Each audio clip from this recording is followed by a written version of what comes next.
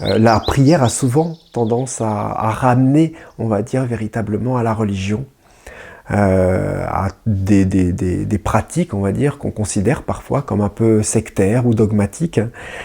Mais la prière, en fait, est une des pratiques les plus puissantes, hein. En fait, bon, il y a énormément de pratiques très puissantes, hein, mais la prière est une pratique, en fait, qui permet vraiment de trouver, en fait, cet espace de relation en nous-mêmes, avec le soi, avec notre présence, avec le divin, avec l'unité ou la source, hein, qu'importe un petit peu le nom qu'on puisse lui donner. La prière a cette particularité qui nous permet, en fait, de rentrer dans l'aspect personnel, en fait, du divin. Hein. Donc souvent, en fait, je vous le partage, sûrement peut-être sur d'autres vidéos, où je parle vraiment de l'aspect impersonnel et de l'aspect personnel du divin. Hein.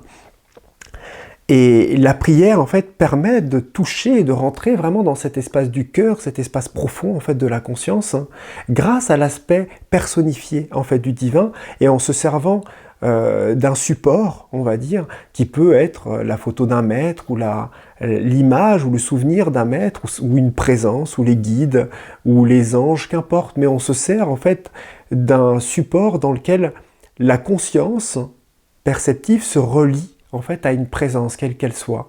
Ce qui permet, en fait, de stabiliser dans notre conscience une présence à laquelle on se relie, qui vibratoirement nous enveloppe, et avec laquelle on peut rentrer en relation.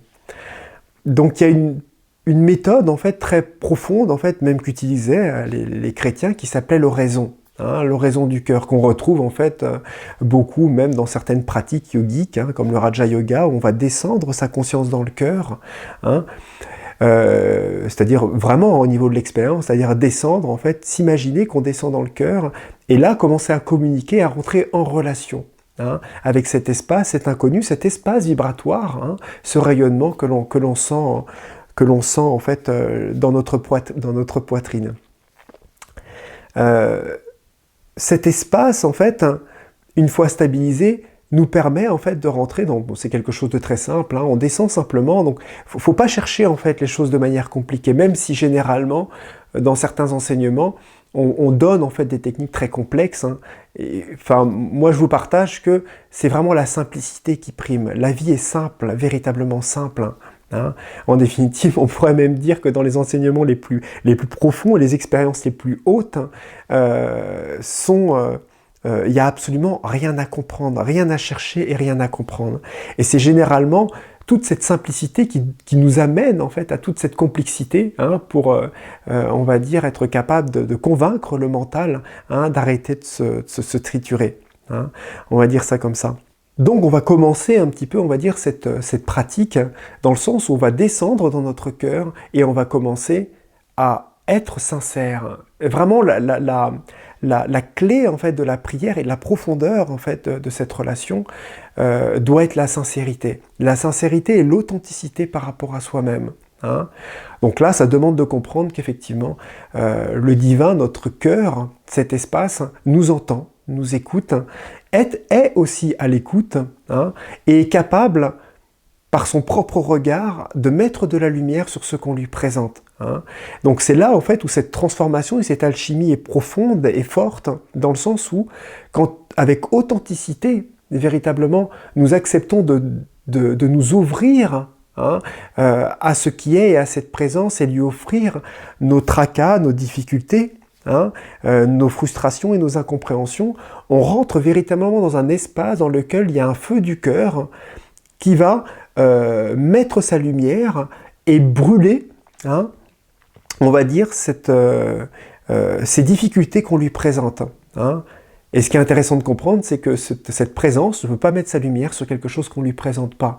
À vrai dire, je dirais que la plus belle thérapie et le plus grand thérapeute est notre cœur, hein, notre espace et notre présence intérieure. Ça, c'est vraiment, en fait, une expérience que je peux partager, en tout cas aujourd'hui, de me rendre compte que notre présence est là, bienveillante, consciente, active et dynamique dans notre cœur, et n'attend qu'une seule chose, c'est qu'on s'offre véritablement, et afin qu'elle puisse, en fait, transformer toutes ces différentes petites parties en nous contradictoires, hein, turbulentes, qui nous coupent, en fait, de cet espace et de cette réalité, hein, amoureuse, en fait, de notre cœur. Donc vous voyez, cette technique est très simple. Simplement être conscient en fait, d'être entendu, d'être écouté, d'être aimé, hein, profondément, et simplement accepter de fondre sous ce cœur et de se donner dans l'authenticité de nous-mêmes et d'offrir simplement ce que l'on ressent, de petites choses, même parfois quotidiennes. Hein. Il n'y a pas besoin des fois de rentrer dans des concepts métaphysiques de la vie, simplement exprimer simplement ce que l'on ressent de la vie, ce qu'on ressent du voisin, ce qu'on a ressenti d'un jugement qui nous paraît erroné par rapport à une situation qu'on a vécue dans la journée. Vous voyez, des choses vraiment simples. Hein. Et petit à petit, cette authenticité, cette pierre en fait de lumière, de vérité envers nous-mêmes, commence à transpercer de plus en plus profondément en nous. Hein, et on se retrouve à un moment dans un espace dans lequel le je, le moi, commence à disparaître et à s'éteindre dans un espace infini dans lequel on se retrouve dans une relation sans je, sans moi et sans personne. Dans lequel simplement, donc là on se retrouve vraiment dans l'oraison, en fait la prière silencieuse, dans lequel nous sentons que nous sommes en relation et en même temps il n'y a plus personne pour être en relation. Là il y a vraiment, en fait, on se retrouve dans la présence, simplement dans le soi. Donc voilà, donc c'était simplement pour vous partager un petit peu la puissance en fait de cette possibilité de relation que l'on a tous et qui est d'une puissance incommensurable. Voilà, je vous remercie pour votre écoute.